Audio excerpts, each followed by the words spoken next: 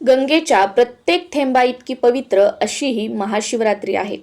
विशेष करून ज्या मुलामुलींचे विवाह जुळून येत नाहीत, लग्नासाठी स्थळं येतात पण समोरून होकार येत नाही, लग्नाचं वय उलटून चाललंय पण कुंडलीमध्ये हा दोष तो दोष, 3 महिन्यानंतर लग्न होईल, यावर्षी लग्नच होणार नाही, यावर्षी तुमच्या लग्नाचा योगच नाही, अशा गोष्टी घडत आहेत आणि तुमच्या घरात मंगल कार्यच होत नाहीये, तर संकल्प करून यावर्षी महाशिवरात्रीचं व्रत करून बघा. पुढच्या वर्षीपर्यंत तुमचा विवाह नक्की होईल. कारण भगवान शिवशंकर आणि माता पार्वती यांचा विवाह याच तिथीला झाला आहे, म्हणून महाशिवरात्रीला अनन्यसाधारण असं महत्त्व आहे. तसं तर भगवान शिवशंकर हे भोळे आहेत. अगदी 1 तांब्या पाणी जरी आपण शिवलिंगावरती अर्पण केलं किंवा 1 बेलपत्र जरी आपण श्रद्धेने शिवलिंगावरती अर्पण केलं तरी सुद्धा महादेव प्रसन्न होतात आणि भक्तांच्या सर्व इच्छा पूर्ण करतात.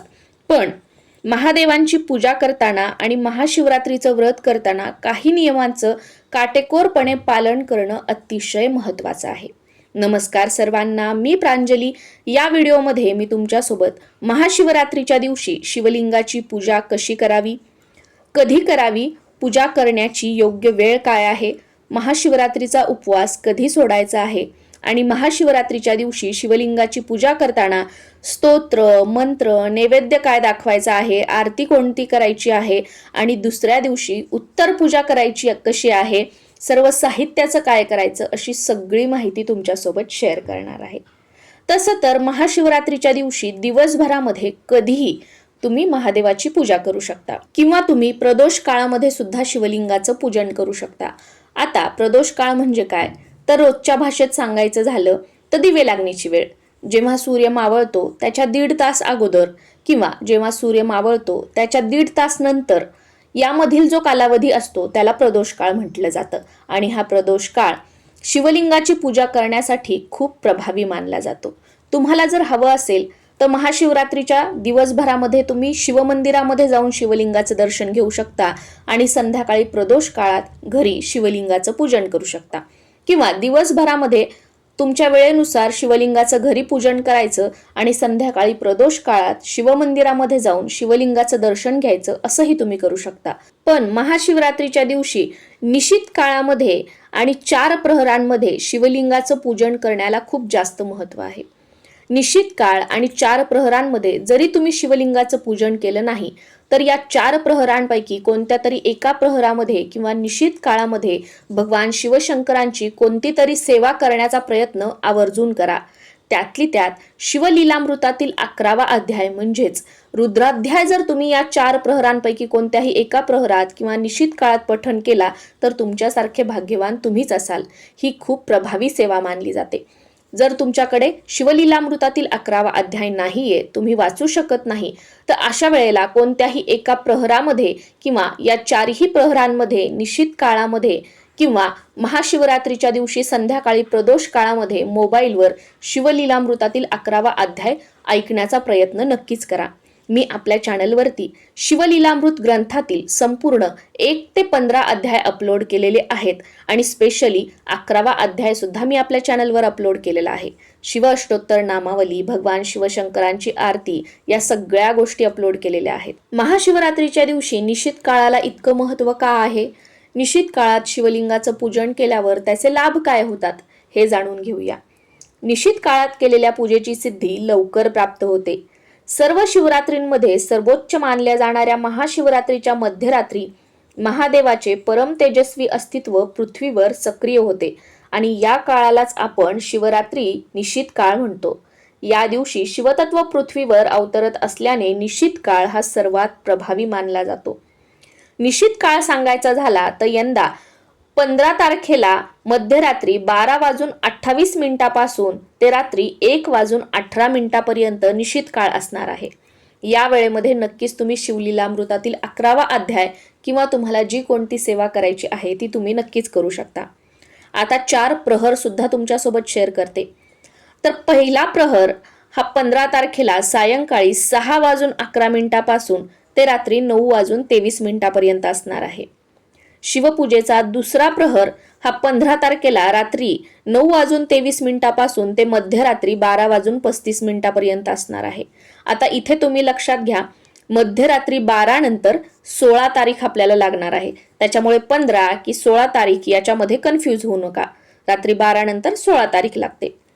पूजेचा तिसरा प्रहर हा 15 तारखेच्या मध्यरात्री 12:35 ते पहाटे 3:47 असणार आहे. म्हणजे हा ब्रह्ममुहूर्त आहे 16 तारखेची सकाळ, कारण 12 नंतर 16 तारीख सुरू झालेली आहे.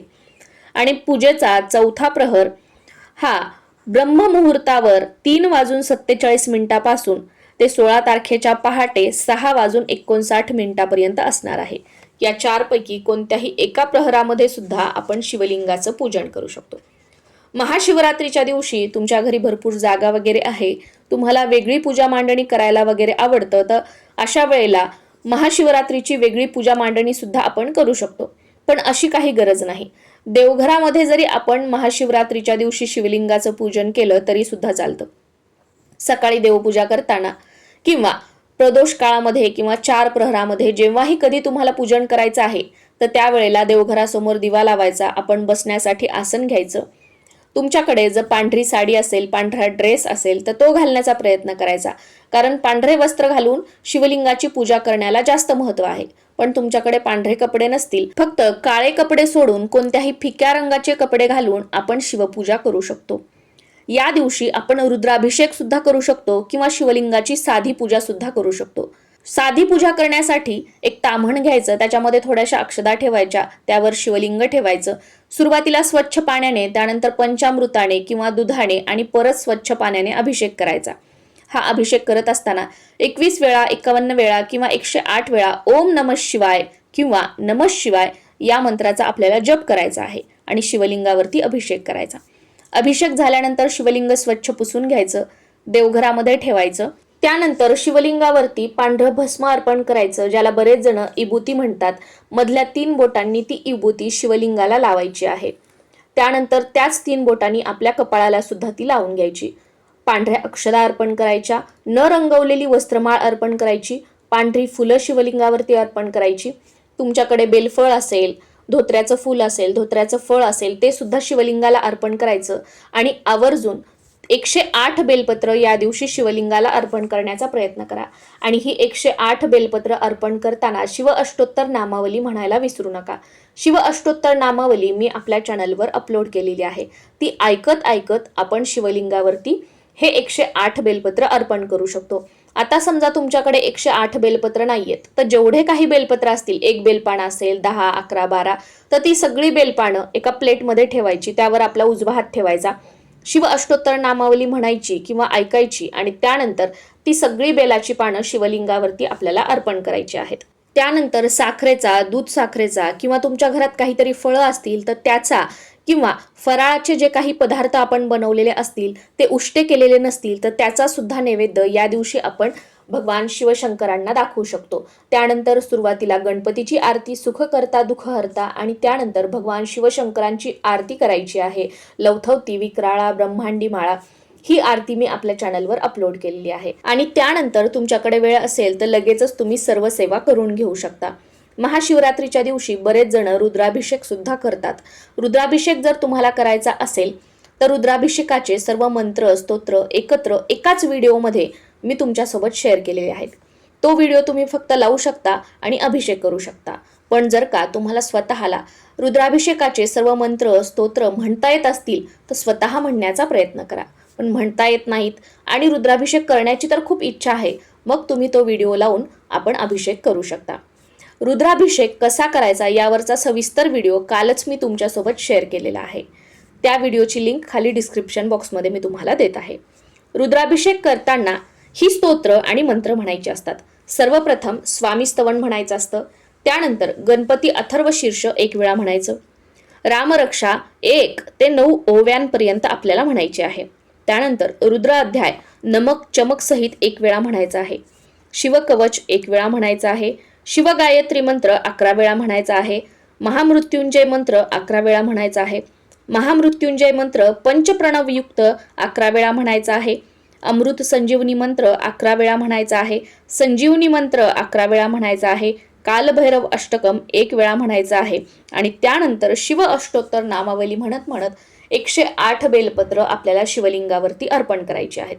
आता रुद्राभिषेक केल्यानंतर त्या तीर्थाचं काय करायचं, एवढा वेळ अभिषेक केलेल्या तर रुद्राभिषेक कसा करावा या व्हिडिओमध्ये मी ती संपूर्ण माहिती सांगितलेली आहे. तो व्हिडिओ तुम्ही नक्की बघावा. आता व्रताविषयी थोडीशी माहिती घेऊया. महाशिवरात्रीचा उपवास एकादशी सारखा असतो, म्हणजे महाशिवरात्रीच्या दिवसभर रात्रभर आपल्याला हा उपवास धरायचा आहे. आणि दुसऱ्या दिवशी सकाळी स्नान वगैरे झाल्यानंतर उत्तर पूजा करून, जर वेगळी पूजा मांडली असेल तर, आणि देवघरातच पूजा केलेली असेल तर देवांची पूजा करून घ्यायची. दूध साखरेचा किंवा दही भाताचा नैवेद्य शिवलिंगाला दाखवायचा आणि त्यानंतर उपवास सोडायचा आहे. बऱ्याच भागामध्ये शिवरात्रीचा उपवास सोडण्यासाठी पूर्णावरणाचा स्वयंपाक केला जातो. तुमच्या भागामध्ये ती पद्धत असेल तर पूर्णावरणाचा स्वयंपाक करून पुरणाची पोळी खाऊन आपल्याला उपवास सोडायचा आहे. आणि तुमच्याकडे साधा वरण भात भाजी पोळीचा स्वयंपाक बनवत असतील तर एखादा गोड पदार्थ बनवायचा आणि सुरुवातीला तो गोड पदार्थ खायचा आणि त्यानंतर सर्व खाऊन आपल्याला महाशिवरात्रीचा उपवास सोडायचा आहे. आता तुम्ही वेगळी पूजा मांडणी केलेली असेल तर उत्तर पूजा करताना जिथे पूजा मांडणी केलेली आहे तिथे सुरुवातीला दिवा लावायचा, धूप अगरबत्ती ओवाळून घ्यायची, आपण बसण्यासाठी आसन घ्यायचं, थोड्याशा पांढऱ्या अक्षता आपल्या उजव्या हातामध्ये घ्यायच्या. काल जी पूजा झाली ती करत असताना काही चूक भूल झाली असेल तर क्षमा करावी अशी प्रार्थना करायची शिवशंकरांना. तुमची जी कोणती काही इच्छा असेल, तुम्हाला भगवान शिवशंकरांकडे काही मागायचं असेल, जी ही काही काल आपण सेवा केलेली असेल म्हणजे महाशिवरात्रीच्या दिवशी त्याचा स्वीकार करावा अशी प्रार्थना करायची आणि त्या अक्षता त्या पूजेवरती आपल्याला अर्पण करायच्या आहेत. त्यानंतर दही भाताचा किंवा दूध साखरेचा एखाद्या फळाचा नैवेद्य त्या पूजेला दाखवायचा आणि त्यानंतर मग आपल्याला ती सर्व पूजा उचलायची आहे. जे फुलं पानं आहेत ते निर्माल्यामध्ये टाकायचे, शिवलिंग देवघरात ठेवायचं आणि सर्व वस्तू जागची जाग्यावर ठेवून द्यायच्या. या व्हिडिओमध्ये मी तुमच्यासोबत महाशिवरात्री दिवशी शिवलिंगाची पूजा कशी करायची, रुद्राभिषेकसाठी लागणारे सर्व मंत्र स्तोत्र, त्याचबरोबर पूजेचे 4 प्रहर, निशित काळ, उत्तर पूजा, उपवास कधी सोडायचा, कसा सोडायचा, अशी सगळी माहिती शेअर केलेली आहे. पण तरीसुद्धा अजून काही प्रश्न असतील तर खाली कॉमेंट बॉक्समध्ये तुम्ही विचारू शकता. नक्कीच त्यांची उत्तरं देण्याचा मी प्रयत्न करेल. नमस्कार.